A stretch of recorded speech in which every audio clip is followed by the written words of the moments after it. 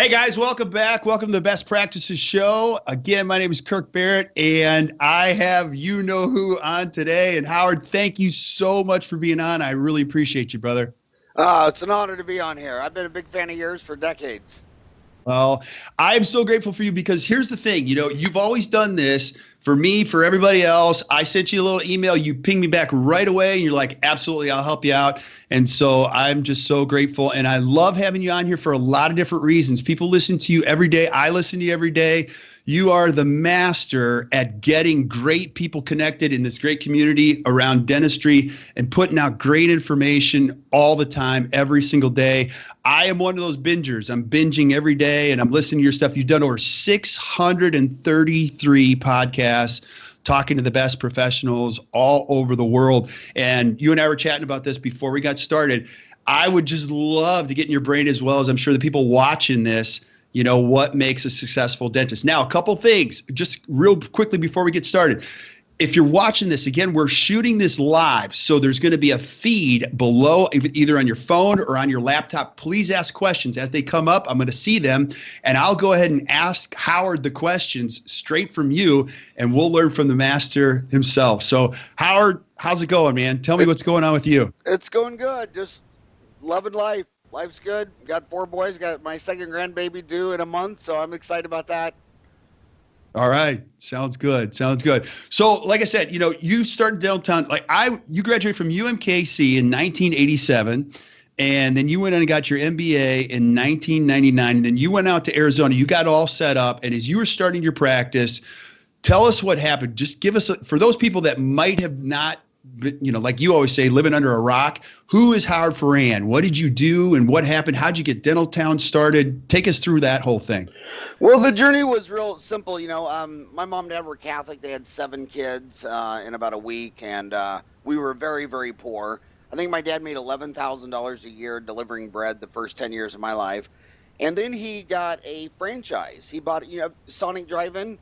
Sonic, yeah. He bought a Sonic Drive-In franchise, and with one, the first year he made $60,000. And if you've ever been a little kid that's gone from a dad making 11 to a dad making 60, I was just like stunned that, oh my God, a job could change your whole world. And then he opened up another one every year for 9 years. So by the time he got to 5, we moved out to the richest part of Wichita, and my next door neighbor was Kenny Anderson, the dentist. And I would go to work with my dad, and we'd make hamburgers and onion rings and french fries. And I'd go to work with Kenny, and he'd make root canals and crowns. And I just fell in love with dentistry in the 6th grade. I wrote my dental school a letter in the 6th grade asking, how do I get into dental school? And they told me to go to high school first. And but when I got out of dental school, what I didn't realize is how much the franchise model had taught, how much business it taught me. So when I opened up my dental office, it was really like opening up my dad's 10th Sonic Drive-In, and we just crushed it. I mean, we did $1 million the first year back in '87 when I didn't even know how to do dentistry. And so I think my classmates that I think were suffering is their mom stayed home and made cookies, their dad was an employee at a manufacturing shop, and they just didn't learn business. But the kids whose dad owned a farm or a restaurant, or the mom and dad owned a business, those kids did so much better when they came out of school. And it's just so obvious that if you get an A in business and you're a horrible dentist, you'll be a millionaire. And if you're the best dentist in Kansas City and you don't know anything about business, you're going to have a very miserable career. You have to learn business when you live in capitalism, especially something like the United States. Absolutely. So when you say that, when you have to learn business, like give us that's what I really want to go down. So when you got started, what were some of the key things that you did just to get your practice going? Like, right out of the gate, what'd you do? Well, I would say the most important thing is, the dentists in Wichita, they would, all the dentists on the west side would eat at the bowling alley, pretty much. Any day you went to Rose Bowl West and ate at the counter, there was 3 or 4 or 5 dentists there. And all through high school and going to Creighton University undergrad, when I come home and visit them, they would all complain that the city of Wichita had 280,000 people, and the population never changed year to year because every time a girl got pregnant, a guy left town. But UMKC and Creighton would throw 30 more dentists into their town every year. So those guys would come and they'd have sheets of paper showing their yearly income, and all of them would show that year after year after year, they made less money than the year before. And they would always scream and yell that, Kansas City was graduating too many dental students, and so was Creighton. So I learned massive about demographics. And that's what they teach in a franchise. Like you might go to McDonald's and say, wow, you have 38,000 stores. They don't even see it that way. They say, no, we have a McDonald's for every 25,000 people. And if that town goes from 25,000 to 50,000, we'll put one on the other end of town.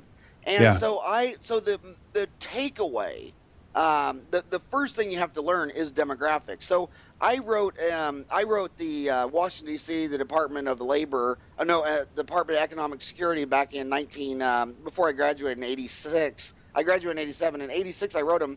I said, "Where's the future growth of America?"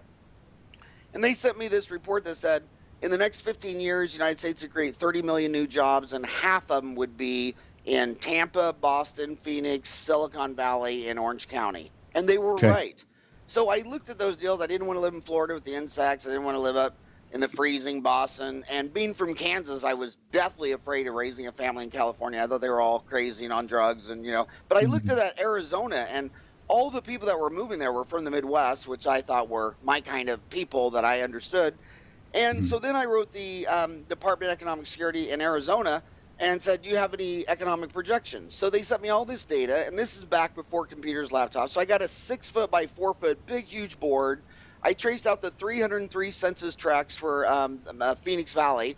I put a black pin where every dentist was. I got a little white index card and wrote the number of dentists per people in each one. And then I arranged them from where I went, which was a dentist for every 6,000 people, all the way down to where there's a dentist for every 400 people. So demographics is the most important thing. I'd say in the last 10 years, every time I see a kid come out of school and they do $1 million the first year and put 350,000 take home, they always went to a town of 5,000 and they're the only dentist.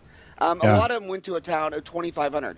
But you see in Arizona, where we have 2 schools, every kid thinks that if they go to North Scottsdale, where all the rich people live, that's where they would make the most money. And in 2008, when we had the economic collapse, I think Arizona had like 74 or 76 dental offices go under. Half of them were in North Scottsdale. And when I opened up in Phoenix, Arizona, the town south of me, Maricopa, which is just a 30-minute drive, did not have a dentist for the first 7 years I opened. And then there was a town next to it called Florence, which didn't get one for 7 years. I'd have all these patients as, I drove, it took me an hour to get here. It took me 30 minutes. And so these kids, they don't understand demographics. And you go to any major city, there's all these medical dental buildings, and they seduce these young, dumb, green kids who don't know anybody. They say, well, we'll do your build out for free, and we'll give you 6 months free rent. Well, why do you think they're doing that? Because they have a horrible, horrible, horrible location that only you would rent. No Starbucks would go there. If a Starbucks or a mani-pedi, if something retail would not go in your location, then why the hell are you going there? I mean, you don't do mani-pedis and hair, but you clean teeth, you whiten teeth, it's basically the same thing. I mean, it really is. As far as a business, it's hair, nails, teeth, gums. They don't go to the dental office because they're worried about P. gingivalis and anaerobic bacteria. They go because they want whiter, brighter, sexier teeth, and they want their nails done and their hair done. And you're in the 3rd floor of a medical dental building in an area that has a dentist for every 500 people, and then you think you're going to solve this massive nightmare demographic problem with a Facebook ad? Are you out of your mind? Yeah. So, well, once you got all that information, so then what you do? So did you pinpoint a corner? Now you're not in Phoenix proper. You're actually further out, so you could see the projected growth. No, you could put all these on. I'm in Phoenix. You are? Yeah, it's called. All the locals here call it Ahwatukee because it's the sliver part of Phoenix on the other side of the South Mountain. But it's actually Phoenix, Arizona. But all the locals call it Ahwatukee. But it was, Phoenix was a fast-growing town, and it was at the most southern edge. In fact, when I opened up my practice, the town ended in 1 mile, and now the town goes further south about 5 miles. Wow. So when I got here, there was about 25,000 people here. Now there's about 80,000. So, so the thing I would say the most is demographics. Business in 3 words is supply and demand. Why are you going to create a supply of something where there's no demand? And Right. so go in there. That'd be my first rock solid advice. Absolutely. So once you figure that out and get the demographics, you've chosen a location. What would be your second piece of advice? Did you own or did you rent? Walk us through that. My second piece of advice is that I graduated. This is May 11th is my 30-year anniversary from UMKC Dental School, and I graduated May 11. I got my practice open September 21st. That's May, June, July, August, September. So it took me 4 months and 10 days to open up. I see these kids now and they're like, well, I need more training. So they go do a residency and then they go to the Navy, then they go work for, some corporate dental chain. And the bottom line is they're just fear driven. They're just fear. And there's no good time to have a child and there's no good time to start a business. I mean, I had 4 boys in 60 months. It was flipping hell. I mean, I didn't sleep the whole night through for a decade because 1 or 2 got up in the middle of it. I remember one time I had a root canal at 7 a.m.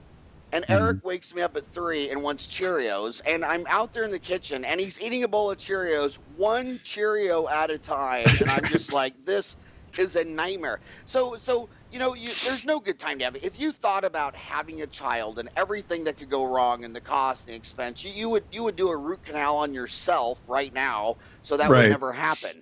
But you just have it. And opening up your business is, anybody who is adverse to risk, it's not a rational decision to open up your business. So the best time to do it is when you're young and dumb and don't know any better. If you just got married, I'd say knock however many kids you want to have, knock them all out. If you want 3 kids, if you're lucky, you'll have triplets. You'll just get it over with. They'll all pop out.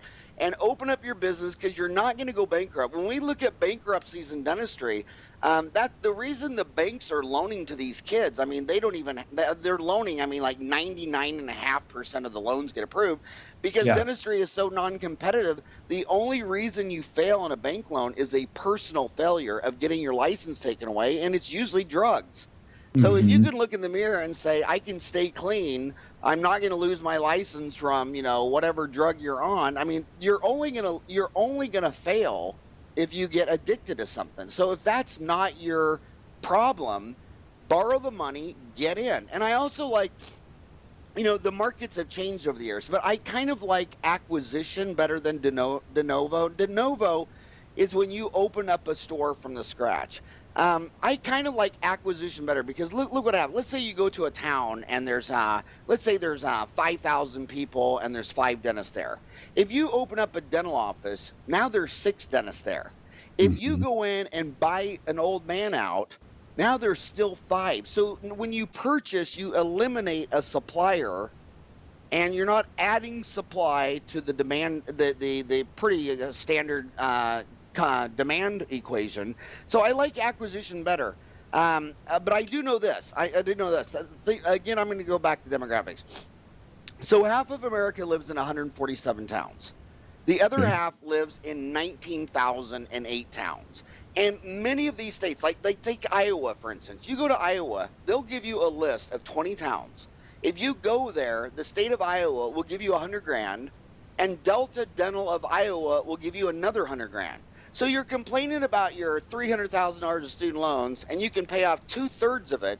So then you go to this town, then you go down to the city count, the mayor, and it's a town of 5,000. They got like 8 empty buildings on First Street in Maine, and they'll say, do you want one of these buildings? They'll give you the building.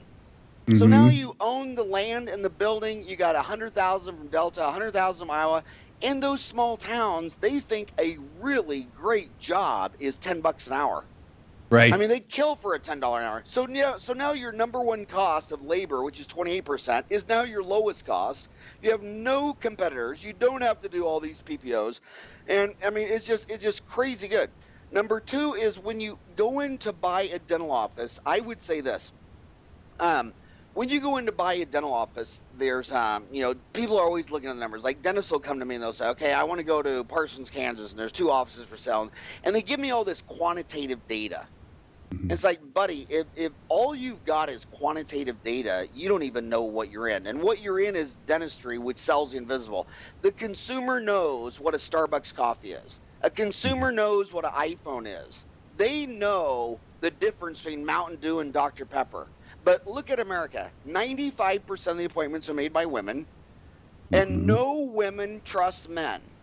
Not, and it's not even a joke. It's true. Like go take a woman who's going to make 95% of your appointment. She gets a coupon in the mail that she can go to your place and get a Kirk's oil change for $20. Then Kirk comes out. He's all smiling. He says, well, yeah, we did that for $20, but you need to give me more money to get an air filter, and we need to do your transmission fluid and your power. And what does mom think 100% of the time? Do I really need that, or is Kirk trying to upsell me? Right. And then her air conditioner goes out. So she calls the AC man. And the AC man goes, you know what? Usually sometimes you can come out here and give it a shot of Freon, but, you got an old unit, and you need a brand new $5,000 air conditioner. What does mom think every single time? Yeah, she's getting the short end of the deal here. That's why women, when you're selling the invisible to women, it's all about trust. So you got two practices for sale. And old man McGregor, he's been sitting there, he's 60 years old, and all of his girls have been with him 10, 20, 30 years. And then you got old man Smith over here.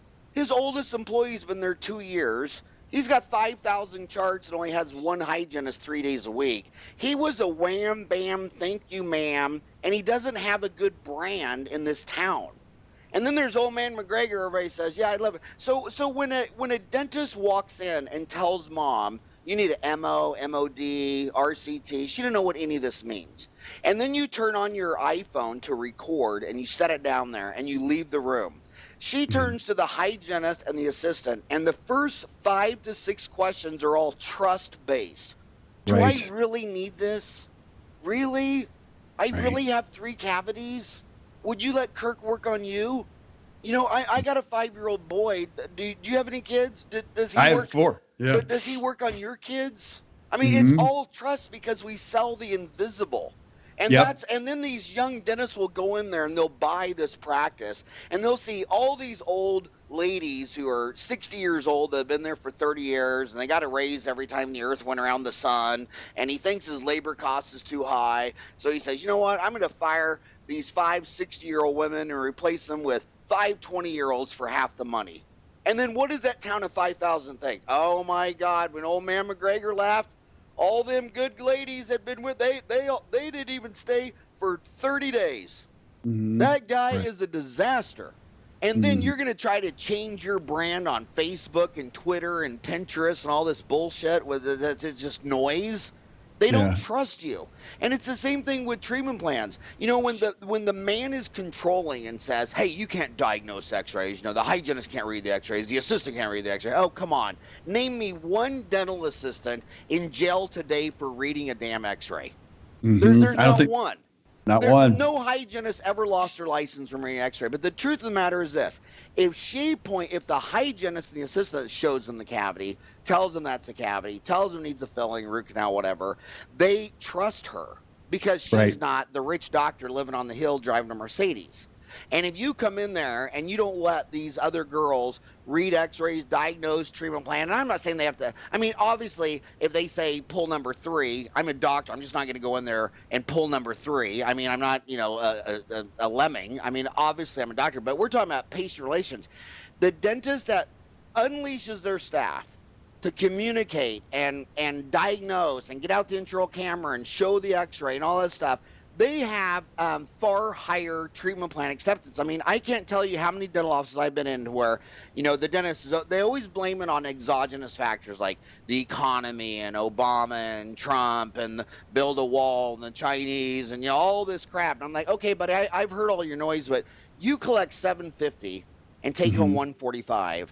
On the same number of patients, 1,800, as the guy next door. He's got 1,800 patients in the same damn town, and he's collecting $1.4 million and taking home 400. And you both have the same president, the same country, all the exogenous variables. That's why I don't like it when people talk about politics and religion and all that stuff like that, because it's noise. Because you don't want to address the man in the mirror. You want to focus on fixing the country. Because you don't want to focus on fixing your own damn problems, your own household, your own, if everybody focused entirely on fixing the man in the mirror, we wouldn't even need a government. We wouldn't even have a government. The government is there as a backup because the monkeys are out of the zoo. The monkeys are crazy. So you need this big, powerful government because you're batshit crazy. Let's focus on your dental office. All those presidential debates that all these dentists watch, they could have been doing. I got 350 online CE courses on Dentaltown for about $18, and you could have learned how to do everything in dentistry from business to root canals, fillings, crowns, but you're sitting there trying to fix the country, and you don't even know why your root canals fail. Right. Just focus on the man in the moon. And that's the other advice I give these kids. 30 years out of school. The reason I started doing my show, the podcast, and on the online CE is that I can assure you that 30 years ago, one of the leading variables of the super successful were the ones who took the most CE every year. And they were, the ones who grew the fastest were taking 100 hours a year. And 5 years out of school, they had their fellowship in the Academy of General Dentistry. 10 years out, they had their mastership in the Academy of General Dentistry. And what I like about the AGD is if your three dentist buddies just want to meet at the bar and drink beer and talk about Donald Trump and the sky's falling and all that stuff, you're a summary of your 5 best dentist friends in your dental office. And at home, you're a summary of your 5 best friends who are out of the dental office. And when you join the AGD, when you're going to those AGD meetings, those other 5 dentists who become your friends, they're CE junkies. They're on a quest to learn everything. No little detail is going to be missed. And so now you were 5 guys who are just gunners. They're just going for it. Then they want to learn implants and ortho and endo and perio and pedo. They want to learn it all. So now your 5 best friends are getting their FAGD, their MAGD, and then they're calling you up saying, hey, are you going to that course on Saturday? And you're like, what course? It reminded me when I was in the dorm and, you tell a friend, are you ready for that test tomorrow? And they're like, what test tomorrow? I'm like, God, are you out of your mind? We have a test at 8 o'clock tomorrow. So if you hang around with people who know there's a test tomorrow, who knows there's a CE course, who are telling you to go do this, you're just a much better dentist. So I would be... it was like when I noticed a lot of my boys' friends when they were growing up, they had a set curfew hour. Well, hell, I wouldn't know who the friend was. And if it was some friends, I'd say, well, he can come over here, but you're not leaving here with him. And then other friends is like, oh my God, that guy is so awesome. You can go live with him. I don't care if you never come back. It's not 10 o'clock or 11 o'clock. It's who the hell are you with? Really, really, really audit your dentist friends. That's why I like Dentaltown. Who are these dentists that after 5 o'clock, half of them want to go home, watch ESPN, drink beer, and say they hope their dental office burns down and they collect the insurance policy? Yeah. And then the other half are on Dentaltown arguing about the best bonding, root canal, whatever, till 3 o'clock in the morning. You need to feed off that energy. Yeah, absolutely. What you're talking about, number one, you're talking about just self-awareness, just being aware that, hey, look, I'm the problem. And, as a coach, when we go in an office, they're so quick to complain. I don't have the right team. I'm not in the right place. And the team is really quick to say, look, he's the problem. Like, he's the whole problem. And the second thing is immediately out of the gate, what you're saying is so true. Find the right neighborhood of people to hang around with, because that'll shave 10 years off your learning curve as you hit the ground running. And it's the same thing that applies for your team too. So, obviously just being self-aware. Number 2, I don't even know where we're at. Number 3, number 4, finding the right neighborhood to hang around with, the right friends. And then what about team? Talk to me about, you've done an amazing job because you have people around you that have been with you for a very long time. What were some of the mistakes you made? And what do you know now that you didn't know when you started building a team? I would say, I still have my first dental assistant, 30 years, Jan Sweeney. 30 years. I've got so many people who have been with me 10, 20 years. I think my new hygienist has been with me 9 years. The deal is with people is that you have to pay the most important to the people. And I look at sports, like you watch the Super Bowl or a basketball game. The coach is totally engaged, walking up and down the field, yelling in plays. He's totally in with his teams. They come off the field and he gives he hugs them and all this stuff. You go into dentistry. The dentist gets done with the root canal, walks in his office, shuts the door. And I would check out my patient and talking to him, and then greet the next one in the waiting room and super engaged. I'm in the game the whole time. I'm pacing the floor. I'm going out. When they say, okay, I got to go get the next patient, I'll say to Jan, well, do you want me to go get him? Because I like to go out in the waiting room and shake their hand and talk to the next people and make them laugh or whatever. But you're totally engaged, and you feed off that. Like Dennis, how many dental offices? I can tell you, just by behaviors, like half the dental offices in America, the dentist is the last person to get to work. He shows up 10 minutes late. This patient's been in the room at 8 o'clock, and he walks in at 9 after and sits down at Starbucks coffee. And then when he's done at 4:30, he's like, well, can you make the temporary? And he goes home. I mean, when you're the last there and the first leave, take the opposite, where the dentist is there first, and he stopped by Safeway and got a dozen donuts. And he's in there first, and he's the life of the party, and greeting them and listening to them and also making them feel safe. Like, you go to most staff meetings, the doctor does all the talking because the staff's not even engaged and they live in fear. A staff meeting, the dentist, in fact, if somebody wasn't going to go to the staff meeting, it should be the dentist. Or the dentist should go and not talk, because you need your team to talk. You need them to tell you. Communication. And if you had an A+ team and you did horrible dentistry, you'll have $1 million practice. And if you're the best dentist in Kansas City and your team is miserable, you could go, you'll be miserable your whole life. It's all HR. It's 80% people. It's people management. It's quarterly reviews. And you go into Dentaltown and people say all these things like, I can't believe, my hygienist, they're always griping about their hygienist or their staff or whatever. And the problem with gossip and griping is it's misdirected. Like, if your sister comes up to you and I got 5 sisters, and starts really, really unloading about your other sister, you have to stop and say, look, if you do this, you're going to vent and you're going to feel better, but you didn't solve the problem. This is misdirected communication. I don't know about this. I don't even care. But the bottom line is, you need to be talking to the other person. And monkeys are a social animal. They're a very complex wild animal. Homo sapien is a very wild animal. It's capable of intense violence. If they're in the right condition, they're charming. And under the wrong conditions, like the airplane goes down in a snowy mountain, they turn into cannibals and start eating each other. So the bottom line is, you've got to create an environment. And I think the worst thing in HR is not realizing that you have a toxic person in there that comes to work, the glass is half empty. It's not the man in the mirror. It's everyone else's fault. They just have this super bad attitude. And I tell my team, look, there's 168 hours in a week. I own your ass for 40.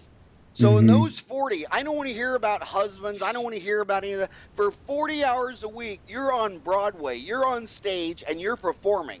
Now, when the play's over and you get a standing ovation, I don't care if you go home, get drunk, don't clean your house. I don't care what you do the other 128 hours. But 40 hours a week, your ass is mine, and we're going to get along, and we're performing, we're live, we're going to have fun. And then when someone just doesn't get it, a lot of people are afraid to fire them, because the social animal doesn't like confrontation. You don't want to be the mean guy. You want to be the guy that gives you a donut, not the guy that has to fire you.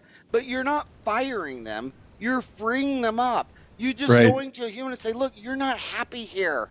I'm happy. Jan's happy. We're all having fun, and you're just miserable.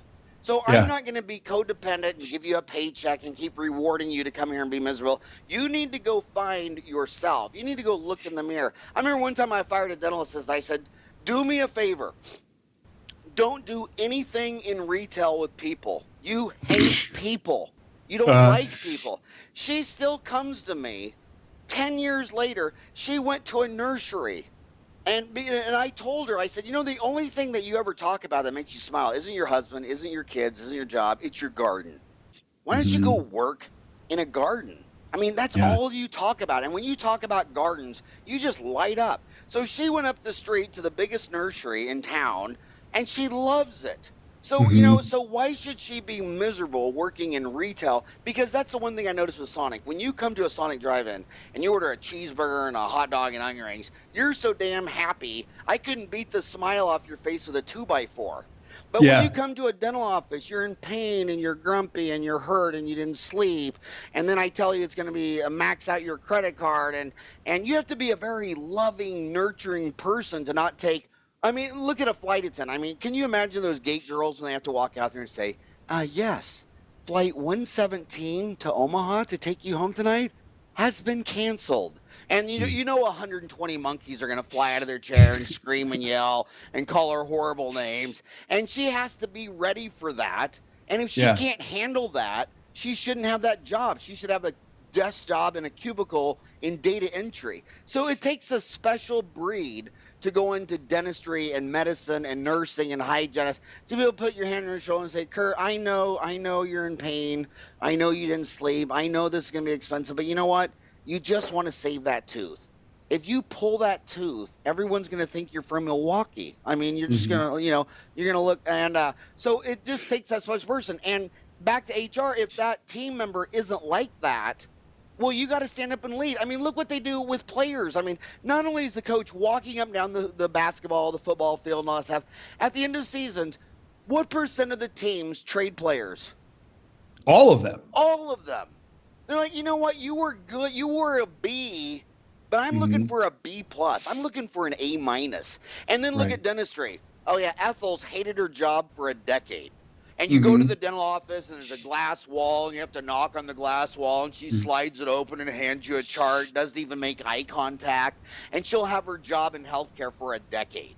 Yeah. I mean, that's just crazy. It's out of your mind. Yeah, well, and when you have Ethel, too, and she hates her job, you start to hate your job, and now your expectations are going to come down to where she's at, and you say, well, I could never do that because she'll never do that. And then you just got to get good with the results, and over, it kills your confidence. Now, go back to that, too, because a lot of young dentists, as they're building their practice, they have these horrific experiences when you hire somebody, and then you work with this person for 3 months, and you go, she's crazy, and you don't fire her. And aging is actually pretty good because when you get older, you just have less tolerance for the way things used to be. I'm sure you've had these experiences where you fired somebody, you're like, I'm not doing that again.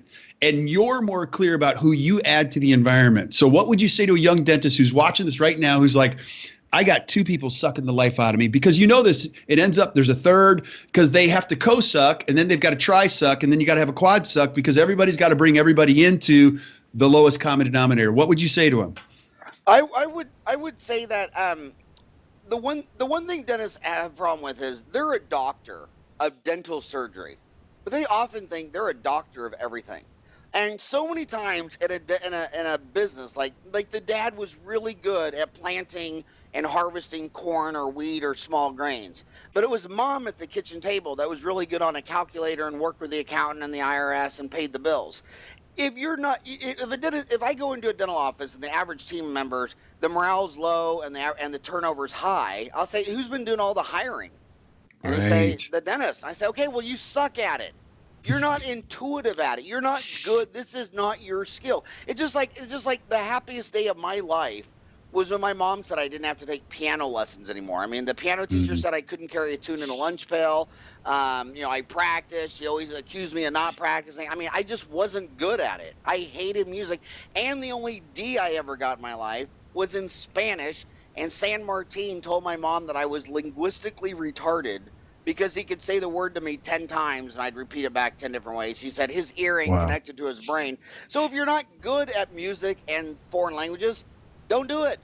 I did my HR, but in 1998, I turned it over to Lori, and she's just better at it than me. Another thing that we do with HR is if I come in, we do a series of interviews. So I interview you, but then we'll have you, sit at a table and bring in the key management people. Who's the head hygienist, the head assistant. See if there's chemistry there. If it was all analytical, Match.com could pair up 50 million people tonight based on an algorithm say, this is the person you're going to marry. This is the best one. But why do they say opposites attract? Because it's not the pedigree. It's not the resume. It's, do you have chemistry? Do you guys like to play? And it's not right or wrong, because how many players in the NFL, like I got a bunch of players and coaches from the Arizona Cardinals for years because their training camps like 1 mile up the street, their headquarters I'm on Elliott and 48th, and they're on Warner. And just like 2 miles up, those coaches say that we'll draft this guy, but he doesn't like the quarterback. And they actually hate each other. They don't even talk to each other out the field. So then during the game, he's wide open, but his best friend Buddy's in triple coverage, and guess who that dumb quarterback will throw to? His buddy. His buddy. It's chemistry. And then they'll trade that guy.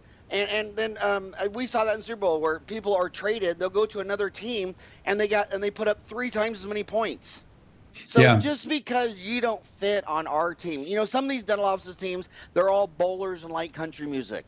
Other teams are all line dance. They all have their flavors. They all have their chemistry. And you build up this corporate culture. And when the culture is bad, the fish rots from the head first. And the dentist is the head, capital, Latin, head. And when that culture is dysfunctional, that's yours, buddy. You own that culture. It's very dysfunctional. And I see millennials making a lot of mistakes at us older guys. What are we, Generation Xers? I was born in 62, so I'm a baby boomer, right? I'm a baby boomer. These millennials, after work, they'll go to the happy hour and they'll get drunk with their staff and they'll drink too much and they'll get crazy and they'll do all these things. How's the next morning at 8 o'clock? How are you the leader? You're a mess. You say, well, dude, you did Jello shots with me till midnight. And now you're telling her that she's got to show up at 7:30 and run bleachers for 30 minutes. I mean, I don't think you can be a friend with someone that you can fire. I mean, if I'm going to reserve the right to fire your ass and that turns your world upside down because you got car payments, house payments, mortgages, credit cards, how can I be your best friend when I will fire you?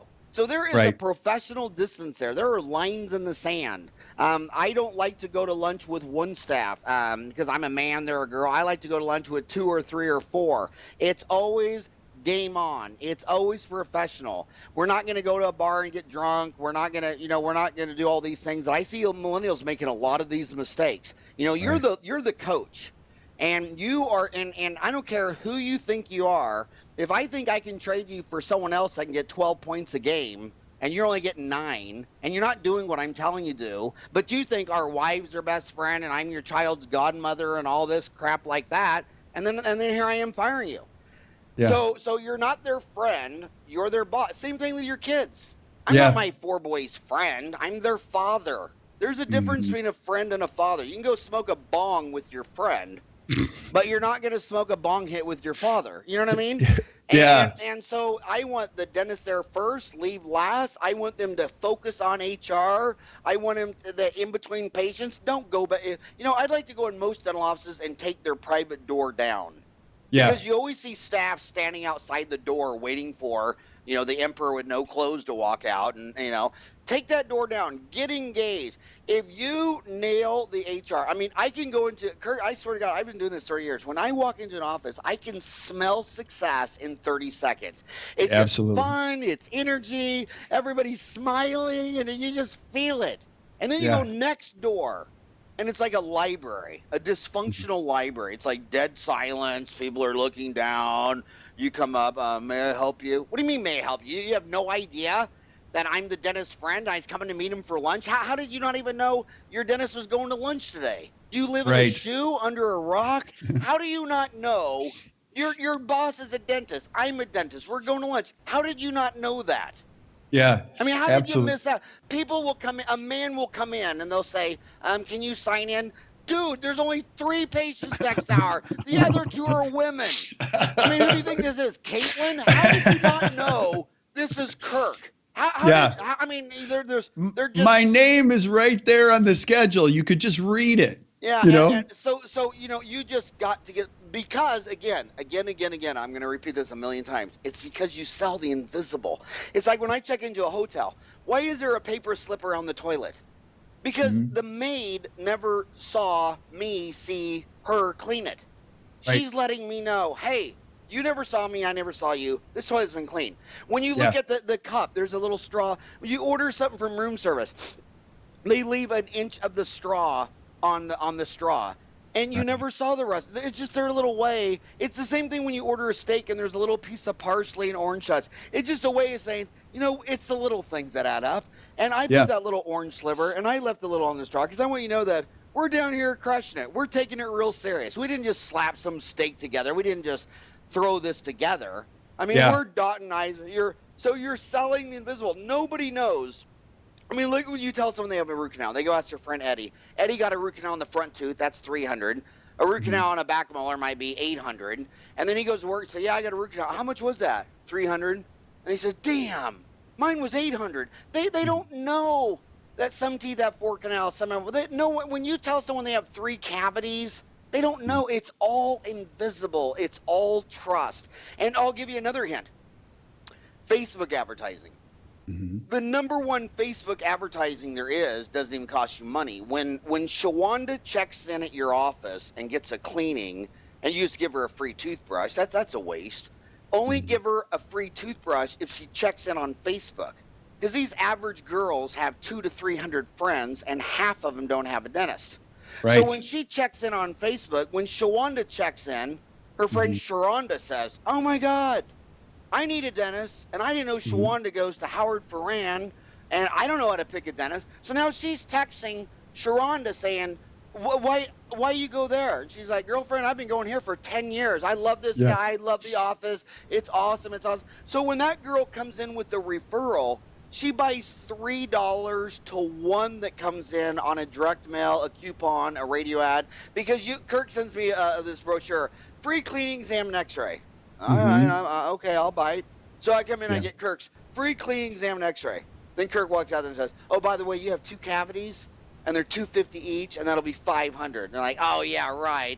Free cleaning, exam, and x-ray. Now I'll give you $500. And she walks. Right. But if her mom sent her to you, if her sister sent her to you, and she paid for a cleaning, exam, and x-ray, when the woman already knows, take your car to this mechanic. That's my brother-in-law. He will not do you wrong. You take your car to my brother-in-law. He ain't going to lie to you. Yeah, call my dad's uncle for your AC repair, because Uncle Gary, he'll do you right. I mean, if he can fix it with duct tape and WD-40, he will. So when women come in with trust, they buy 3 times as much. It's why when women get on Amazon, over 19% of their purchases are brands, because they say, I trust that brand. That makeup is good. This lipstick, they're very, very brand loyal. Because what brand loyal is when I walk into Costco or Kroger and there's 100 different types of coffee, but I like this brand because I've tried it. It's consistent. I like it. I trust. Women are very, very brand loyal. They don't want to try a new coffee. How would you like to buy a big can of new coffee and it tastes like crap? So they're very brand loyal. So when you're going to be an associate for someone, they'll always come back to me. These young dentists will say, "Well, this guy's offering me 30%, but I pay my lab bill, half my lab bill, and this guy's paying me 25%, but he'll pay the lab bill. Which one should I do?" And I'm like, dude, that you're not even smart enough to ask a good question. Right. I want to go work for the guy who's going to teach me how to coach a herd of sapien. I want to go in and learn from the master to watch him keep 10 ladies focused and motivated and energized. I want to go work for the guy who's had staff that have been there 10, 20, 30 years. I don't want to go learn the best endo in the world from this endodontist who's an asshole, who none of his staff's been there 2 years. He's got all kinds of turnover. He's, so you pick the dentist who's on wife number 4, no employee's been there 3 years. And why? Because you got 5% more? I mean, more money? So, same thing with corporate. Some of these corporate dental offices, when I say corporate, I mean, most dentists aren't corporate. I don't like the term corporate dentistry. I call it big box retail dentistry. There's 35 chains that have more than 50 locations. And they're about 12% of the supply of dentists, but they're doing about 20% of the dentistry. So 12% of the dentists are doing 20% of the dentistry. Some of these chains, their average dentist doesn't stay there for a year. Wow. And then there's some in my backyard. They just, I love them because every time they go in there, it's a different dentist, it's a different hygienist, different staff. And every time they come in, they want a second opinion on a $5,000 treatment plan. Remember, they're 12% of the supply and they're doing 20% of the dentistry. Do you smell anything wrong with those numbers? Oh, yeah. You would think a sample size of 1% could have a weird variance, but a sample size of 12%, that's not a small sample. When you look at statistics, nobody is honored to have a 12% sample size. You know what I mean? That's a huge sample. And they're doing 20% of the dentistry. That's a big testament to big time diagnosing and treatment plan, but they don't have the trust. Right. And then they come to you and you look at these treatment plans, everything's got to be replaced. All these old amalgams got to come out, all these going, and then that's a chance for you to sit down and build some trust. So hire slow, fire quickly, get rid of toxic people, free up your staff. I go into a dental office and a hygienist will say something like, Dr. Kirk, you might want to, there's a little something going on the upper right. You might want to look at that area. I'm like, a little something on the upper right. Did you not go to school for 4 years? What the hell is a little something on the upper right? Number 3 is blown out. I mean, in my office, she would have taken a PA and a bite wing. She would have taken an intraoral camera and showed it to her. She'd say, here's your choices. We can pull it.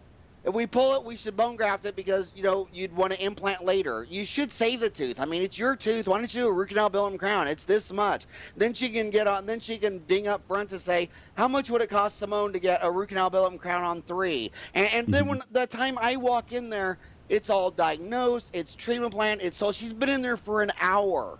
Now look at the revenue that doctor makes versus a doctor who doesn't let their staff talk. The hygienist doesn't diagnose. She says, well, that's not my job, or I legally can't diagnose and treatment plan, or, it's like, come on, this isn't rocket science. There's a hole in a rock. It's right. A hole in a rock. If you can't diagnose a hole in a rock, you're wasting resources by eating, drinking, and living on planet Earth. I mean, this is not rocket science. This is a game of trust. Right. When you say the word trust, I mean, that's critically important. This is the opportunity as a young dentist. We don't have a shortage of trust. We have a vacuum of it in the world when we meet a new person. So this is an opportunity. You have a practice showing people you care or you don't care on the little things. It makes a world of a difference and a lifetime of results when you're building a practice. So that's huge. And a lot of these dentists think that they're going to have $1 million practice if they buy $1 million of technology. If they have a CBCT and a CAD cam and a laser, everybody's going to be super impressed with that. I don't see any evidence of that. In fact, Kirk, I see the opposite of that. Whenever I see a dentist collecting $1 million, taking home $350, they almost never do ortho, Invisalign, place implants, have a seat. They don't do any of that shit. They just got 2 or 3 full-time hygienists that have been there for a decade, a bunch of long-term staff doing a bunch of restorative dentistry. Their overhead's low, and they make mint. And instead of putting all their money in CAD cams, CBCTs, and lasers, they're putting more money in labor. Because, those girls that have been there 10, 15 years make more money. But I see so many people that get out of school with $350,000 in debt, and they think the secret is to buy a $150,000 CAD cam, a $100,000 CBCT, fly off Dominican Republic to learn how to place implants, and they just keep spending all this money. And my gosh, almost, you've been consulting for years. Does the dentist who makes the most money, how many decades have you been consulting? 2.5 almost, 2.5 decades. How many $1 million practices where the dentist is rich, doesn't place implants, ortho, CAD cam, doesn't do any of that stuff, just knocks out a restorative practice? We call it the circle. They find out what they're really good at, and they just focus on that. And it creates a lot of joy. The byproduct is they're wildly successful. The other thing too, Howard, you've said this many times, is that we're not often the first coach. Any practice that's doing $1 million, they've already had 2, 3 coaches in the practice. People that are suffering, trying to cross the $600,000 mark, $700,000, they're just like, I can't afford that. I really need, I need some type of technology. So they've made a personal investment in themselves, the practice, because you can't see all the stuff that's right in front of you. What's your experience? Well, my experience is that if I go to a dental consultant and I say, what do you think the average dentist collects? They would say, $1.2 million. It's like, dude, the average dental office collects $675, but everybody who has $1 million practice puts their money in consultants because the consultant has seen hundreds of offices. The return on investment, and I'm not saying this because you're a consultant, I'm not blowing smoke up your butt. Everybody knows that I'm the most politically incorrect. How my show's called Dentistry Uncensored. I'm not here to be your friend. I don't want any friends. I have 4 kids. I'm busy enough. I'm not trying to make a friend. But the guy who buys a $50,000 laser, and I see what that does to his practice, versus the guy that buys a $50,000 year-long consultant, I mean, there's no comparison. And if I look at the best practice I've ever seen, and I don't want to say any names because it'll embarrass Jerome Smith in Lafayette, Louisiana.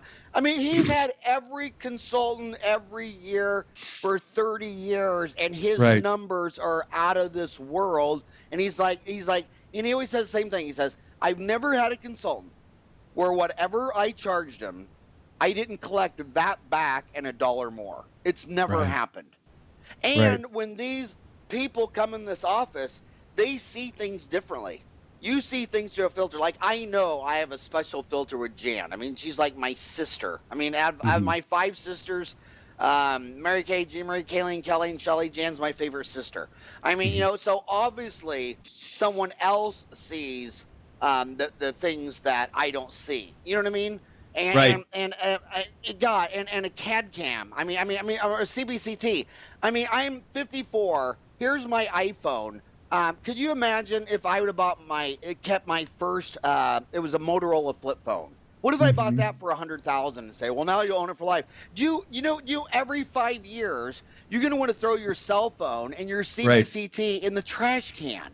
But you just bought one and the lease is 7 years. Hell, you won't even like it in 7 years. Well, and then these oral surgeons and periodontists, they're sending you cakes and flowers and cookies and all that stuff. Why don't you just call them up and say, dude, I don't want to buy a $100,000 CBCT. Can I send my patients to you for a CBCT? And you can bill it, whatever. I mean, why would you buy a $100,000 CBCT when you could buy a $50,000 consultant for 2017 and then another one for 2018? And same thing with implants.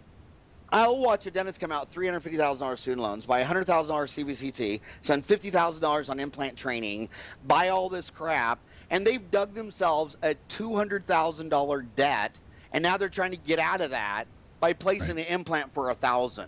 And then a businessman will say, you know what? I'm just going to go to the next town over. I'm just going to go down to Tucson, find a periodontist or oral surgeon who's already placed 5,000 implants, and have him come into my office 1/2 day a month, and I'll let him place implants, and we'll split it 50-50. So you have so look what happened. You got no more debt, and now you're coming in and you're getting 500 out of every 1,000 implant. The guy's already placed 1,000, so you're increasing your return on asset. You're increasing your return on equity. You're not digging a deeper hole. These guys come out of school $350,000 in debt, so they want to buy a laser, a CAD cam, and a CBC, and now they're $650,000 in debt. And the only thing good about being $650,000 in debt is it warms you up for your first divorce, which will cost at least $1 million. So you should get to $500,000 in student loans to be that way. Your divorce sticker price will not shock the hell out of you. You'll say, oh, $1 million divorce. Well, I paid off $500,000 in student loans, so I can do this $1 million divorce. Keep it simple. If you work on your wife, you work on your staff, you're not going to have to pay alimony, and your staff's going to sell the invisible, and you're going to sell 3 times as much dentistry if the patient trusts you. They're not going to trust a man, and no one wants to talk about this. I want to talk about everything that's uncomfortable. Women everywhere on earth. I mean, look at the United States. Never had a woman president. Out of the Fortune 500, there's only 3 women on the CEOs of the S&P 500. The only reason I voted for Hillary Clinton is because I have 1 grandchild on the ground now, Taylor Marie, and I didn't want Taylor to think you had to have a wiener to be the president or the president of the company or the S&P. You know what I mean? I don't like that for my own selfish reasons for my own granddaughter. But I'm telling you this, women make 91 to 95% of all the appointments. They're the ones that are controlling the ATM, the debt. They're more likely to be in charge of the finance by the man, 10-1. When you get a divorce, it's for 3 reasons. It's sex, money, or substance abuse. And so the first 2 are sex and money, especially if you're paying money for sex. That's a double whammy. But the bottom line is mom is controlling that purse, and she doesn't trust men. And I'm not having any problems, Kirk. And you just told me, Dr. Kirk, that I need 3 cavities at $250 each, $750. You're already fired.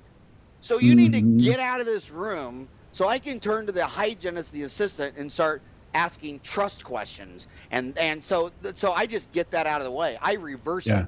I go in there. If my hygienist missed 2 cavities, I would just back up the chair and I would call in the other hygienist or one of the associate doctors. I say, hey, look at these x-rays. I came in here. What do you think? Obviously, we're not on the same page. And I don't care if it's a hygienist, assistant, dentist. They'll look at the bite ring. They'll say, yeah, there's a distal on 4. And I'd say, that's what I thought. And then the other hygienist is looking at it and she goes, really? But it's not quite like that. And then I'll say this. I'll say, you know, when you think it's a watch and I think it's a do, I'll tell you what, Kirk, I wish you'd stay and let me do that filling day, because what I want to do is I'm going to get back there, and when I drop into the decay, I'm going to stop and let you, Miss Hygienist, come back in here and look at that. And then she'll come back and look at that and say, oh my God, I didn't think it was all the way through, but it was like oatmeal. And then I'll say, stand here, and I'll switch to a slow speed, a number 4 round bar, taking out oatmeal. I mean, you can smell it, and I'll tell the patient, can you smell that? That's anaerobic bacteria. I mean, so that trusting environment where if we disagree, we can talk about it in front of the patient. And if you can just triple the trust, you'll triple your treatment plan presentation. And remember, if all your bills cost $1 and you do $1 worth of dentistry a month, your overhead's 100%. Don't change any of your bills and do $2, and now your overhead's 50%. The number one cause of overhead is treatment plan acceptance. Right. I mean, if you double your treatment planning, and the national data is scary. For every 100 cavities diagnosed, we drill, fill, and bill 38. So we're only doing, and I believe this. When you tell 3 people they have a cavity each, the dentistry is doing 1. One of those people wouldn't do it if you gave them a golden egg, because Sapien is a crazy monkey, okay? Yeah. But the better treatment plan presenters with more trust in the office, long-term staff, they get the middle third. Yeah. And that's the difference between doing $750, taking home $140, and doing $1.5 million and taking home $350, is getting that middle guy to do it. You're not going to get, you're never going to, if someone told me I have 100% treatment plan acceptance, I say, okay, your mom obviously dropped you on your head. You're not even smart enough to know that that's impossible. I mean, you know, I'm sorry your mom dropped you. But you're not going to get 1 in 3. But you can get 2 or 3. Look at orthodontists. The average orthodontist gets 30 opportunities a month. The average is starting 15 cases. So they're leaving 15 on the table. The ones that buy a consultant and get in there and really hone the treatment plan presentation, the finance, they get another 7. So instead of 15, they're doing 22 out of 30. And the average orthodontist is doing 30. Now, both of those orthodontists have the same rent, mortgage, equipment, build-out, computer, insurance, paying market wages for staff, labor, supplies. You're not going to lower your overhead by paying Simone $20 an hour to shop online for gauze and anesthetic. How you're going to make that money is going from 15 starts out of 30 opportunities to 22 starts out of 30. And, of course, you're not going to ever get 30 people to schedule for ortho who came in and asked about their teeth, because Sapien is a crazy wild animal. But so again, it's trust, it's treatment plan presentation. If you want to buy technology, get intraoral cameras, get digital radiography, get 60-inch monitor. So when I put that camera in the mouth, that cavity looks like you could go stick your foot in it. Right. And when mom's looking at that, and then start talking about hair, nails, and teeth, like, you know what? I'm serious. I've done this story. I could smell that cavity. And she's like, oh my God. Oh my God, you can smell it. Oh my God. Oh my God, do it right now. You know what I mean? So they care more about beauty than they do an anaerobic bacterial infection in their rock in their head. You know what I mean? Yeah.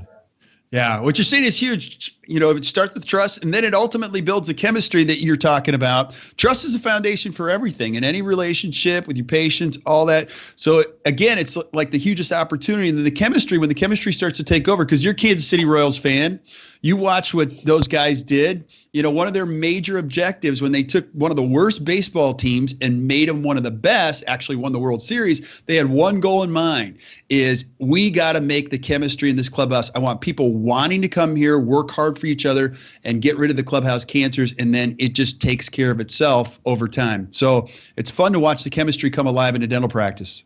And can I say one more? I don't know how long I get on your show. It's an honor to be We here. can go for 3 hours. We're We going can to go for as long as 40 you want. days and 40 nights. I just Let's want do to it, keep man. harping on the millennials, okay? Please. So here, I'm one of the richest dentists I know. I don't know many dentists that, that have my money. My Lexus is a 2004. It's got 160,000 miles on it. I don't own a fancy watch. I mean, I don't own a cabin, a boat, a jet ski. I see these kids come out of school and they got $300,000 in student loans and they buy an $80,000 brand new BMW. You know, my editor of Dentaltown magazine, Tom Giacobbe, is celebrating his 17 years with me this day. When he started working for me, his car cost him $1,000 that he bought in college. He drove that thing. He drove it till it literally fell apart. He had a house, a wife, and 3 kids, and he was still driving a $1,000 car he bought in college. And you just walked out of school and you just bought a $78,000 BMW. And I want to talk about the most controversial racist, sexist thing I could say publicly, and I'm going to say it on your show. The bottom line is, when you look at success, when they come out of dental school to predict success, the number one variable to predict the success of a dental student out of school is if they weren't born in the United States. If they come here from Asia, Africa, Latin America, they are hungry. They come from poor. They live poor. They live below their means. Like, take California, they got 5 dental schools.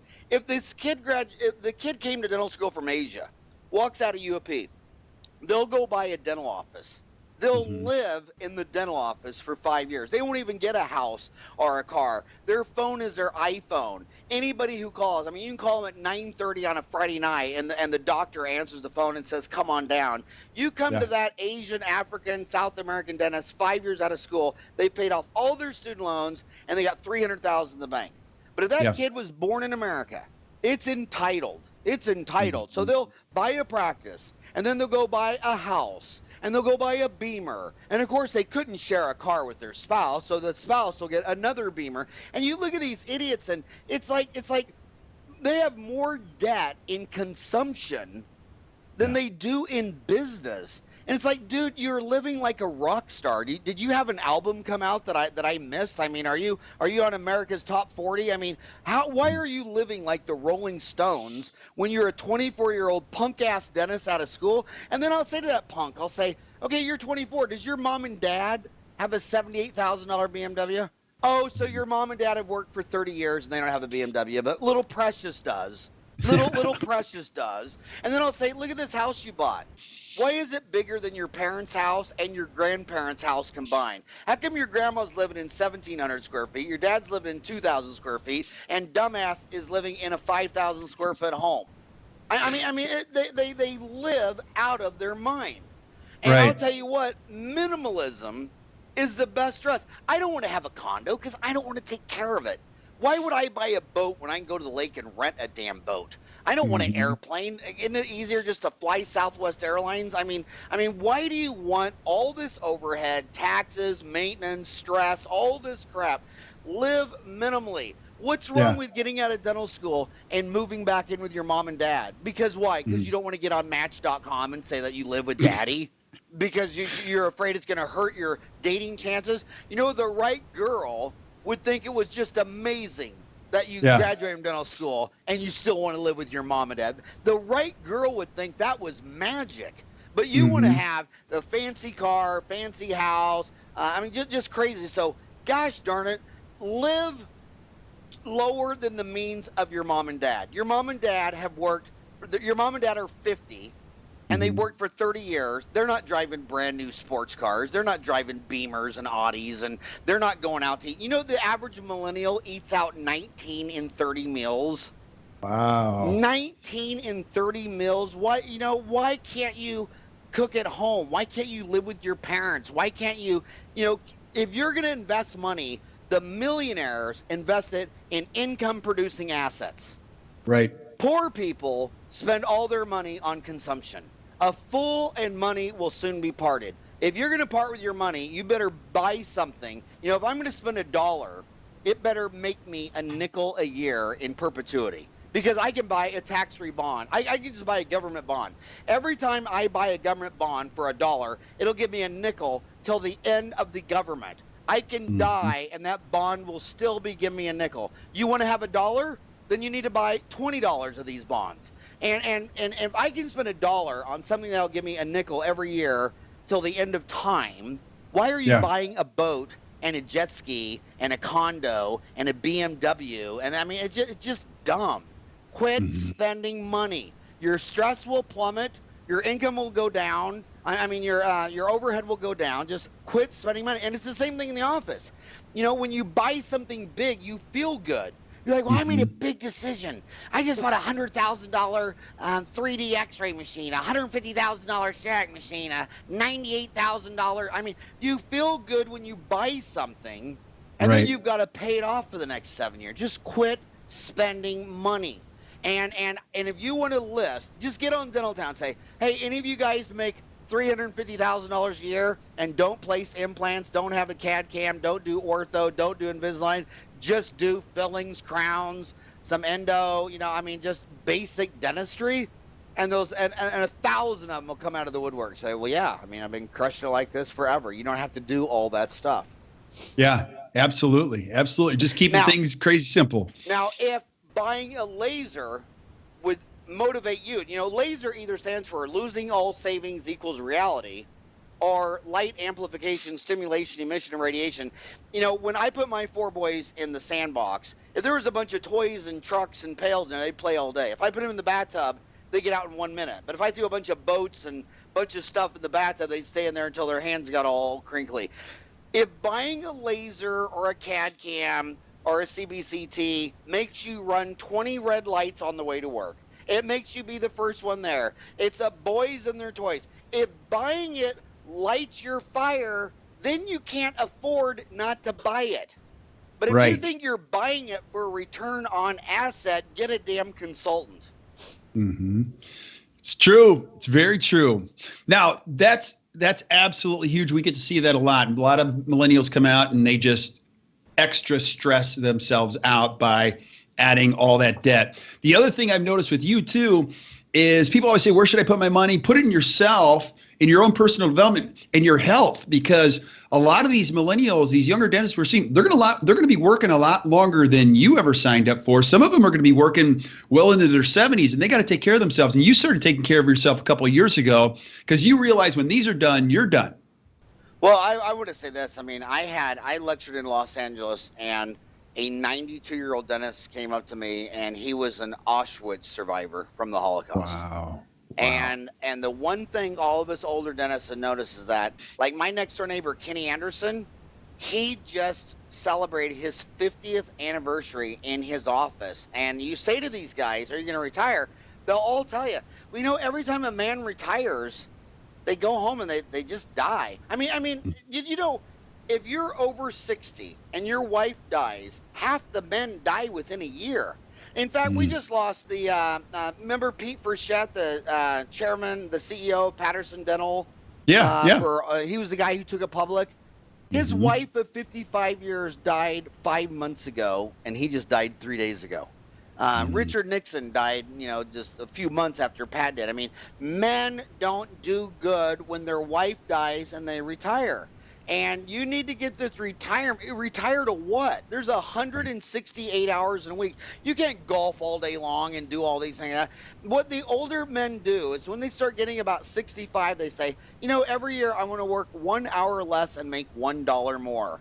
And I can't tell you how many dentists have come to my seminars in their 80s and their 90s. I was just lecturing back east, and there was like 3 or 4 80-year-old dentists in there, and they tell you, they say, well, I love my staff, I love my patients, and I'm afraid to retire because when a man goes home and just sits on a couch and watches TV all day, they ain't around much longer. And that 92-year-old Jewish dentist from Poland who survived Auschwitz, I mean, I couldn't believe it.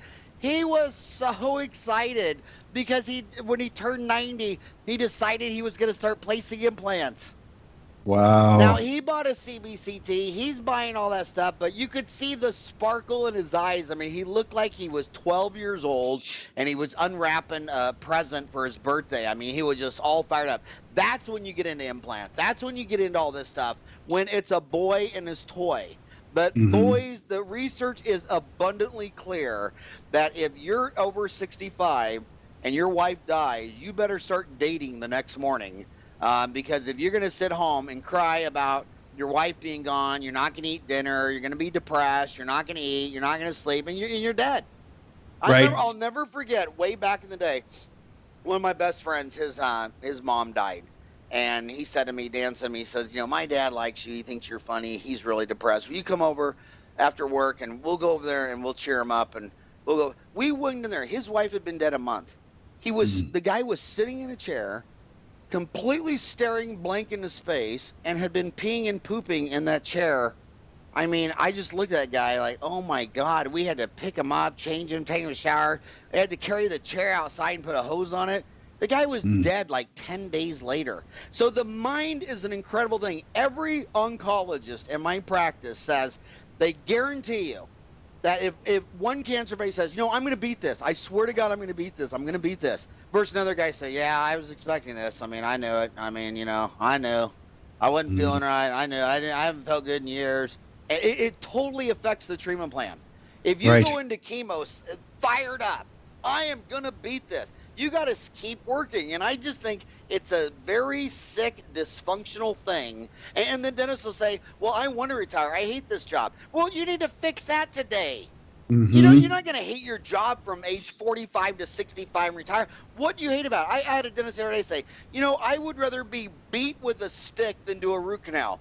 Dude, they're called endodontists. Don't do a root canal if you'd rather be beat with a stick. They'll say things like, I swear to God, if I could shoot my hygienist and not get caught and not go to jail, I'd cap her today. Well, God, there's 175,000 hygienists. You shouldn't be married to someone you hate. You shouldn't be working with someone you hate. There's nothing wrong with that person. You two just don't get along. You have different chemistry.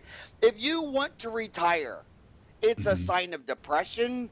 There's something wrong in your cage. One of the other monkeys isn't being nice to you. You're not getting along. You're doing a repetitive task day in and day out. You're doing the same fillings and cleanings and root canals over and over. So it's only the people that make it fun. What is going wrong? And I want to say this.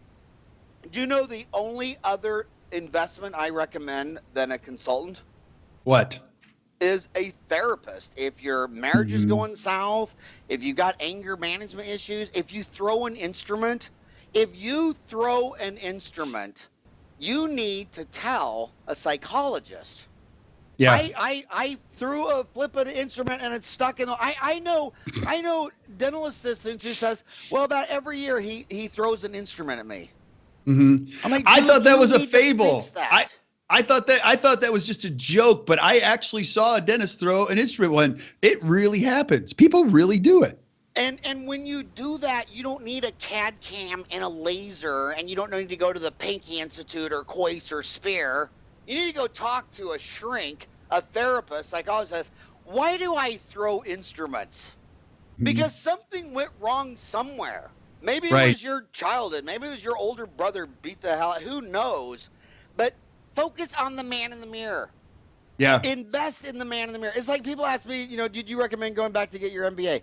That was a blast. It was every Monday and Wednesday from 6 to 10, year-round for 2 years with 200 people. At the end of those 2 years, I almost cried driving home that 2 nights a week I didn't want to hang out with 200 guys who we had, it'd be 2 classes a trimester. So it was 3 trimesters, 2 classes, 2, 4, 6, then it was 12 classes. So to sit there and say, our instructor's Dr. Kirk, and maybe it was managerial economics, or maybe it was marketing, or maybe but to be sitting there with 200 guys after work from 6 to 8 talking about HR, and then that class is over, then the next guy comes in and talks about marketing. I had more fun in that. I mean, I was sad when it was over. Whereas when dental school was over, I would have burned that place down if I wouldn't have got caught for arson and gone to jail for 30 years because they ran it like the Marine Corps, where they're just extra hard on you and be an asshole for no apparent reason. You know what I mean? That was 30 years ago. Now these deans like Jack Dillenberg, and who's the guy at University Pacific, the 90-year-old orthodontist who ran that thing. But the bottom line is, these new deans are all about, building camaraderie. I love the dean at AT still here in Mesa. The night before school starts, he invites every one of those students out to his house and barbecues for them and provides a beer and gets hammered with them. And I mean, it's just one big kumbaya for 4 years, and they love him. And they just love him for it. In fact, he's been the longest serving dean of any new startup dental school that's ever had. I think he's like 70 years old now, but I think he's been, or more, but I think he's been the dean there for like 11 or 12 years. I mean, nobody's been the dean. Art Dagoni was the one at UP. When I started getting out of school in 87, 100% of all the dentists hated their dental school, except for graduates from the UP. That was 30 years ago, where they had and it was only Art Dagoni who thought, I'm a humanist. And he knew every student's name. He shook all their hands. He'd go to lunch. His door was open policy. If you were having whatever problem, they loved him. And that's what you need to be. You need to be, and I don't like any of these leadership books. You always read these books on leadership and all that because you're you. Some leader. Remember when that basketball coach from Indiana got fired because he threw a chair at one of his Bobby Knight. Yeah. Well, some boys that works perfect for them. And they need a Marine, Bobby Knight, who throws a chair at you.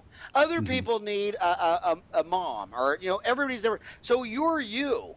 I don't know who you are. I don't know if you need Bobby Knight. Or I don't know if you need Dr. Phil. I don't know you. So I want you to go back when you were little. Who was the leader that inspired you?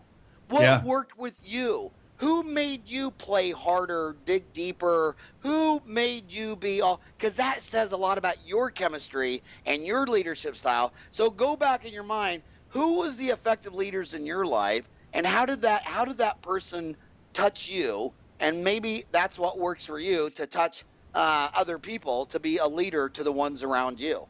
But you got to get the leadership right, and quit getting drunk with them, and quit doing Jello shots, quit holding their hair while they puke in the toilet, and be their damn coach. Yeah. Well, and you said fish stinks from the head down. And a lot of this, when you're putting this all together, it fits perfectly into a great treatment plan for a dentist, period, because you talk about the physical. Now, tell me, I'm going to play devil's advocate here. So I'm a young dentist. I'm watching this. I'm like, Howard, it's easy for you to say, but I don't have time to exercise. I got all this going on. But when you exercise for an hour a day, get all that stress out, get your body, your head right, maybe listen to a podcast, go into the office, you're a different person. You get a good night's sleep, maybe 7-8 hours of sleep. I watch some of these dentists too, and you see it, Howard. They're getting 3-4 hours of sleep. Then they say, I can't exercise. Then they go into the office eating a muffin, and jamming down some cappuccinos to keep going. And they are half the person they could be, and it lends itself to a disaster for the rest of the day. Part of this is setting it up in a recurring system where you say, hey, look, I'm going to take care of myself so I can be better for everybody around me. What would you say to a dentist who says, I don't have time for this? I don't have time to work out. What I did is, for me, exercise was impossible because something would always happen during the day. So what I did is I signed up for an Ironman. I've done 3 Ironman. I do an Ironman every year. And what I do is the time I'm not going to get interrupted is 5 o'clock in the morning. And again, every successful dentist has a consultant. The most successful dentists I know have had half a dozen consultants in the last 30 years. I have 2 Ironman women, and they trade off, and every other day they're knocking on my door. I mean, every single day, one of them 2 is knocking on my front door at 5 o'clock. And if I don't answer, they have a key. They'll come in and turn on my light in my room, what up? And so you just have to do it because. And also, I watch a lot of dentists lose everything. I just watched another friend of mine lose everything, and that is they start with doing coffee all morning, and then they come home from that coffee stuff and do alcohol to wind down. So if you're doing stimulants in the morning, alcohol at night, it's this vicious circle, and it crashes. And I would say in my 30 years, every time a dentist crashes, it's probably 85% alcohol and 15% opioids. And opioids are on the rise. I mean, Prince just died from it. Opioids are, it's a big problem. And it's kind of weird how everything changes. When we got out of school, the whole press was beating up on doctors because we were the bad guys, because Mrs. Johnson is dying of cancer. She's going to die anyway, and she's in pain. And Kirk's a mean old man, and he's a conservative Christian. He won't give her the morphine she needs. So everybody was telling us we were bad, judgmental people and to give more narcotics for pain. So then we gave more. And back when I got out of school, so right now you have 30,000. 30,000 die from car accidents, 30,000 suicides, 30,000 accidents. By the way, the accidents are almost all male. The suicides are almost all male. Women attempt suicide twice as much as men, but women always, when they commit suicide, they'll like get a butter knife and they'll like cut their wrist live on Facebook and say, "I'm killing myself." And everybody's like, "Oh my God, she's doing it." But when men attempt suicide, it's with a weapon, and one attempt ends it. So the men are far more violent. They fall off trees, the 30,000 accidents. But now opioid addictions came from like nowhere to now 40,000. So the number one guy, and it's 41,000. A lot of people are saying it's headed to 50,000 within like 3 or 4 years. So we got to stop prescribing opioids, because when they do the research with placebos, double-blind effects, 800 milligrams of ibuprofen every 6 hours is still beating Vicodin, Percodan, oxycodone. In fact, when you prescribe oxycodone, it's in there with 325 milligrams of acetaminophen or ibuprofen. That's the active ingredient. That's the active. So for pain, we got to get off these opioids, because it is truly an epidemic. But where was I going with that? I forgot. Well, when take you care of just yourself. taking care of yourself. So every time I see a dentist going under, I started with waking up to coffee instead of waking up to a treadmill, waking up with coffee, and then they're all wound up after work, so they wind down with alcohol. And if you're winding yourself up in the AM and winding yourself down, there's about 14 out of 100 dentists will go to inpatient treatment center in their dental career. It's a tragedy. I mean, I know so many dentists who have succumbed to this, and so just it's a disaster. You know what it's like to go to rehab when you have this office and you're in a small town, and everybody's like, "Well, where did doctor disappear to for 4 months?" "Oh, well, he's at the Betty Ford Center." You think that doesn't get out? You really Absolutely. think in a trusting environment where they know you're hiding, you think this doesn't get out? It's a disaster. So look at the cost of not taking care of yourself. You need to wake up at the gym. And the thing I love about going to the gym is we go to Lifetime. It's the same people every morning. It's like extended family. If we go on a bike ride, a run, a jog, a swim, it's all the same people. And I would say 3 years of doing this every day, some of my best damn friends are at the gym. So they pick you up. Yeah. So they're getting you on fire, and they're being fun. You don't go to the gym and you throw an instrument at work. What would happen if I went to the gym and I threw a barbell at some guy?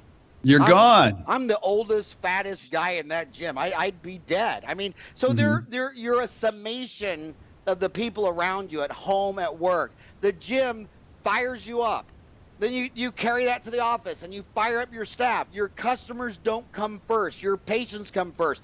When people come in there and they scream and they yell and they cuss and they frazzle my staff, I fire them. I have fired them at the front desk in front of a waiter. And I remember one time I told a guy, "You get your ass out. You will never talk to one of my girls that way. You get out of here. And if you ever walk back in here, I'm calling 911. And when the guy left, the people in the waiting room started clapping. Wow, that's awesome. I mean, you got to take care of yourself. I mean, we're all going to die anyway. I mean, we're all, but right now, our species is tracked back 2 million years to the first two. 100 billion sapiens have come and gone. There's 7.5 billion sapiens alive today. I care about the other 7.5 billion about as much as I care about the first 100 billion. I mean, it's not my fault to think about Russia and the Ukraine and North Korea and all that stuff. That's noise. I'm not going to think about the first 100 billion that lived, and I'm not going to think about North Korea. I'm going to look at that man in the mirror. I'm going to take care of that man in the mirror. I'm going to focus half my time on my 4 boys and half my time on my business. And if you focus on the man in the mirror, it's all going to take care of itself. Just focus. Put all your effort in the man in the mirror. Quit thinking about North Korea.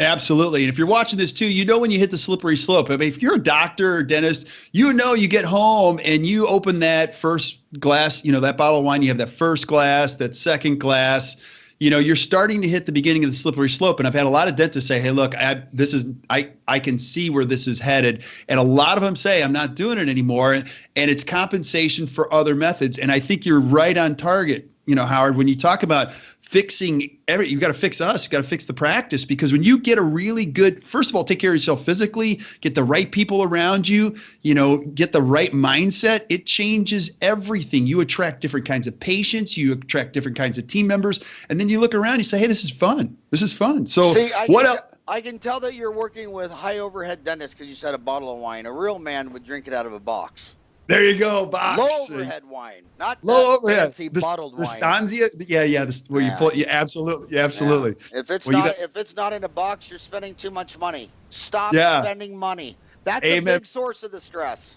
It is. So taking care of yourself physically. Now, you mentioned the mindset. Talk about the mindset. So if I'm a young dentist watching this, where do I start to get my mind right? I'm getting around the right people. I'm taking care of myself. Finding the right. How do I take care of this up here? Well, all leaders are readers. I mean, I could pan over right now to my library. I mean, I've read 1,000 autobiographies. I love autobiography history. I mean, I read Grinding Out, the Making of McDonald's, Andy Grove of Intel, Only the Paranoid Survive. I mean, I've killed a book a week. I mean, I'm 54. I kill a book a week. When I watch TV, I don't want to watch reality TV crap. I'd rather watch a documentary. You want to go see a great movie on the big screen right now? Go see The Founder. The Making of McDonald's with Michael Keaton. I read the book 20 years ago. I actually met Ray Kroc when I was 10 years old because my dad was always going to restaurant franchise. I mean, just feed your mind with fuel. I don't like fiction.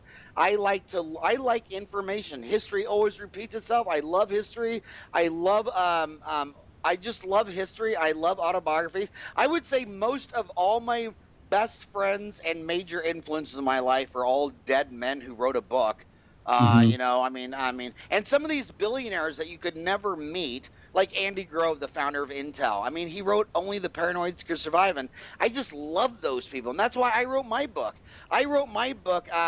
Uncomplicate Business, You Only Manage People, Time, and Money, because I got so much out of all my books that I read. I thought, okay, Howard, look, you're 50. You do $1 million a month. You got an MBA. You've been doing this for 30 years. You need to sit down and give back.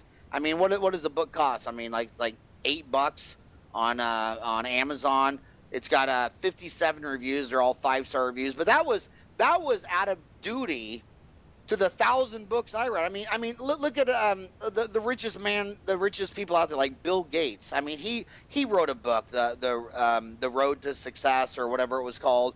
And I mean, these Michael Dell, all of these guys give back. The first ones that gave back was the founders of P&G. They were the first ones that ever wrote a book. The billionaires used to always be afraid of the people. They were afraid of them. They didn't want to be seen. They thought they might get shot, that they were doing something wrong. And it was about 1880 before one of them said, well, maybe there's just some kid out there that wants to know the difference between, how a business mind works. Then it really didn't take off until like the 70s or 80s. But read things. And that's another reason I don't like politics and these people watch the news. These dentists, they'll go home and they'll watch the presidential speech and they're yelling and they're screaming and I had to train my 4 boys this, because they'll come home and they'll talk about one deal and they're all lovey and talky and this and that, and then the subject will switch to religion or politics and their voice goes up and they're animated and they're breathing hard. And it's like, I'm not having fun. I'm not having fun. And if I spent 24 hours a day, 7 days a week, the rest of my life, am I going to have any impact on Putin or North Korea or Trump or Obama? Am I going to have any impact? No. But if I came home and watched an online CE course on endo because I hate endo, let's say, and then some guy showed me a trick that's makes me hate endo, and I did that, and now the patient comes in and they're in pain, and like, I can fix that, and then you fix that, and then they give you $800. And then I would say one last thing about a minimalism deal. The dentists always say they're going to retire. And that's worse than not working out, because in my evidence, every dentist who retires falls apart and dies rapidly. And the oldest dentist I know And all the oldest dentists I see. My roommate was George Rui. His dad was George Rui Sr., but his grandfather was George Rui the First, and he practiced till he was 92. He died at the chair. Wow. 92. And I had breakfast with him. And he showered every day, put on a 3-piece suit, cooked himself eggs and bacon, butter, the whole 9 yards. And he told me when I was at UMKC Dental School, the first time they won the World Series, I went there 84 to 87. He told me that the only reason he didn't retire, because in his life, every man that retired only lived 2 or 3 years after that, and they were dead. And he didn't want to retire because he didn't want to die. And now here I am 30 years later, and I look at all these 80-year-olds. I mean, the only living Auschwitz survivor. He told me he's the only one that he knows of that's still alive from Auschwitz is a dentist in LA who's 92, and he just learned implants. I mean, so you don't want to retire. But the other thing is these dentists, they get out of school, they got $350,000 student loans, so they're going to work 4 days a week. So Friday they rest up, they go golf, they nurture. Saturday they kind of get bored. By Sunday they go to Home Depot and start a $5,000 kitchen remodel job. When I got out of school, I noticed that the people who took off Friday, Saturday, and Sunday spent the most personal money, and the dentists who worked 6 days a week were too tired to spend. When you work 6 days a week, when you go home, you want to sit down and pass out, and on Sunday you just want to sleep all day. You sure as hell don't want to go to Home Depot and start a new lawn project and start putting up a new fence and all this stuff. So that's the other thing the millennials do. A 3-day weekend turns you into a spending holic because you're a monkey and you're bored. So if you're bored, you have too much time on your hands, and if you have any debt at all, and I'm talking about $1, then you should be working more hours in your dental office.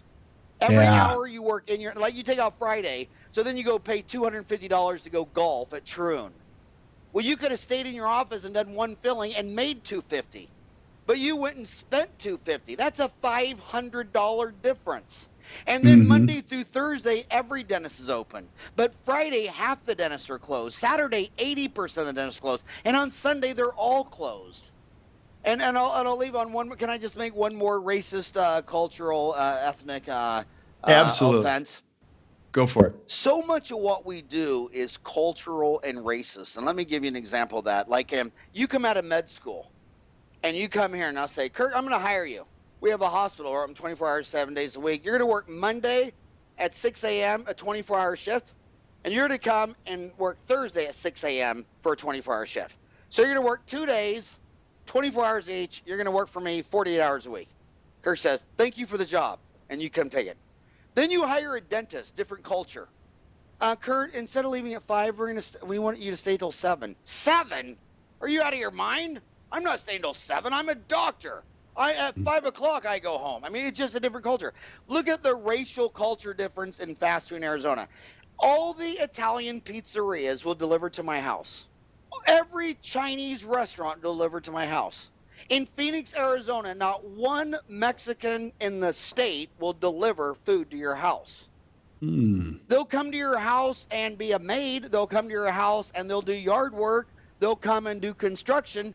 And it's like, so then look at dentistry. So then let's say that I was going to own a Mexican restaurant. Let's say they took my license away because I was crazy. And I would open a Mexican restaurant and I'd have deliver. I'd be the only Mexican restaurant owned by a white cracker who's Irish. And I'd say, well, white cracker Irishman, we deliver. And it would just be when McDonald's opened up their franchise, there'd be a small town of 5,000. There'd be a couple of hamburger joints that have been there for 40 years. McDonald's would roll into town and they'd have a drive-through. And 60% of their customers went through the drive-through. And then I'd ask you, well, Kurt, you were born in this town of 5,000. You've lived here your whole life. How did you not know 60% of your customers didn't want to get out of the car and walk in? How did you miss that? If I was going to be a dentist, I would be the Chinese dentist that delivered. I mean, if all the dentists are open Monday through Thursday, 8 to 5, those are the only hours you probably should even be open. You know, in Phoenix, Arizona, if something happens to you on Sunday, you better break a leg because the hospitals will be open. Because if you got a toothache, there's not a dentist in the state of Arizona who will see you on a Sunday. Look at the emergency rooms. 8% of the emergencies are odontogenic in origin. Now think about that. I can go into the hospital with a heart attack and they can do a bypass. I can go in there with a lime-sized tumor in my brain and they can remove it. But I go in there with a toothache, they're like, wow, well, I mean, what are we going to do? We can't deliver 2 tacos and a burrito to a house. How could we treat this? And you're sitting there thinking, dude, this is 8% of your customers. You can remove a brain tumor and do a bypass and do a colonoscopy, but you can't fix a damn tooth. No, not around here. So there's so much cultural bias of why doctors won't do a 24-hour shift, dentists won't do a 24-hour shift, but physicians will. Why Chinese will deliver food to your house, but Mexicans won't. Why a hospital can do a bypass, but can't remove a damn tooth. So you need to understand the cultural inefficiencies, the cultural biases. Like my 2 oldest sisters went straight into the Catholic nunnery after high school. My sister woke me up this morning with some religious text because it's Ash Wednesday. Do you think I could give my sister a 1-day seminar and turn her into a Jew, a Muslim, or a Hindu? No. No. Do you think I could get a dentist to open up on Sunday? No. Do you think I could get a Mexican restaurant to deliver 2 tacos to my house? Probably not. No. So if you've got $350,000 in student loans, find out what these biases are, these cultural inefficiencies. Where does the marketplace fail due to your religious, ethnic upbringing, and capitalize on it? Create a supply that people are demanding that no one else will supply because of their cultural biases. That I work Monday through Thursday, 8 to 4. Okay, well, this town loses 100% of all of its dentists on Sunday. This town loses 100% of all of its dentists after 7 p.m. Don't tell me that Arizona has 6,000 dentists, because if it's 7 p.m., it doesn't have a dentist. Going to a hospital, if I was going to open up a dental office, it'd be in the emergency room of the biggest hospital in Arizona. You know? You'd have a steady stream of patients, that's for sure. It'd be 8 out of every 100. Yeah. And talk about opioid addiction. You know what they do with every toothache? They give them Pen-VK and Vicodin. That's so and true. And the Pen-VK will do nothing. 90% of the time, it's not a bacterial infection throughout the body. And the opioid, the only thing working in Vicodin is the acetaminophen. Yeah. Yeah. So that's powerful, buddy. Now, other things. What are some couple last pieces of advice? If you're a young dentist watching this, here's some other things I would do, either in your schedule, how you set up your practice. What else would you do? Well, I'm getting texted. I got to go see a patient, so I got. Oh, you got to roll. I got to roll, but I got to go actually do dentistry. But I would just say, supply and demand. Rule. What dentists do is they wake up in the suburb where there's a dentist for every 2,000, and they commute an hour into work, and by the time they get downtown, there's a dentist for 500. But if they got up in the morning and commuted an hour out of town, they'd find a town of 1,200 people who didn't have a dentist. Yeah. And those are the ones making all the money. I would keep your overhead down. I would don't buy something. It'll make you feel good. It'll give you instant gratification to buy something big, and then you'll have buyer's regret forever. Get on Dentaltown. I mean, on your phone, there's 250,000 dentists on Dentaltown. The app is free. I have a search bar, and by the way, that little magnifying search bar, that's a $50,000 Google appliance that I buy, and you can't upgrade the software. You have to buy a new $50,000 box. And so you have a question, like someone saying that you should use Bruxer, or you're worried about overhead. If you just went in there and typed in overhead, it'd pull up. There's been 250,000 dentists have posted 5 million times. It'd pull up every thread on overhead, and these are your homies. These are people talking about overhead. So if you don't know Bruxer, say you broke a file, it's 50 categories: root canals, fillings, crowns, implants, practice management, marketing. And I'll end on this. Can I give my one rant on marketing? Absolutely, go for it. Marketing is all bullshit. It's all bullshit. It's all lies. See this cup of coffee? So if a hygienist worked 40 hours a week, 50 weeks a year, she works 2,000 hours a year. So she could clean 1,000 people's teeth for an hour twice a year. Well, the average dental office is getting 25 new patients a month. So that would mean that every 3 years, you would add another hygienist. So here's old man McGregor opens up his practice, and he starts with a full-time hygienist. 10 years later, how many hygienists does he have? One. 20 years later, how many hygienists does he have? One. 30 years later, how many does he have? 40 years later. And then you walk up to this son of a gun at 65 years old and say, old man McGregor, what do you need? I need new patients. New patients is like taking a cup of coffee. You have your hygienist full, and you just keep pouring coffee into it, and all the old coffee's running out of the side. And you just pour in coffee, new patients, and it just overflows old patients out the back door for 40 years. And what I always do is I steal everything from the Fortune 500. And the Fortune 500 doesn't believe in advertising. They believe in loyalty programs. Costco and Sam's Club, they say, here's what they think. They say, okay, the women doesn't trust me. Sam Walton was the first one to get rid of sales. He says, why would it be cheaper on Labor Day than the day after? Why would I have a 10% cheaper on the 4th of July, but not the 5th of July? See, Sam said, if you play games with mom, that they're going to save money on a truck on the 4th of July, but the price will be higher. She doesn't trust you. He says, we're doing everyday low pricing. We're not doing games. We're doing loyalty programs like no ask returns. You return something, I take it back. What Costco and Sam's Clubs did is they say this, mom doesn't trust me. But if I make her give me $100, you give her a free cleaning exam and x-ray, then tell her she needs something. Now she thinks, oh, I'm getting screwed. But if the free cleaning exam and x-ray isn't free, but she pays you $100 for a membership to Costco, she says, well, Kirk, I gave you $100. I'm a member. So now I trust that since I gave you a Benjamin, you'll give me a better deal. Right. Everybody dealing with women goes with loyalty programs to breed trust. Men do all this snake oil salesman advertising, and they're still looking for new patients 10, 20, 30, 40, 50 years later when their dental office coffee cup capacity was filled up after a couple of years, and you just kept pouring people in there, and you don't have a bigger coffee cup or 2 coffee cups or 3 coffee cups. I don't see you at 65 with 5 cups of full coffee. I see you with that 1 coffee cup just still pouring people in there. Mom doesn't respond to marketing and advertising. Mom responds to loyalty programs. Amazon Prime members who pay $100 a year spend $1,500 a year with Amazon. The non-Prime customers spend $500. I mean, Jeff Bezos talks about this. Like, make mom feel like a member. Make her feel loyal. Make her feel special. She'll be your customer for life. Sam Walton said, all that money we'd spent on advertising, we'd rather get rid of that cost and have lower everyday prices. And if mom comes back and says, hey, old man Walton, I bought this pair of shoes from you and the heel fell off. Sam's like, this town only has 5,000.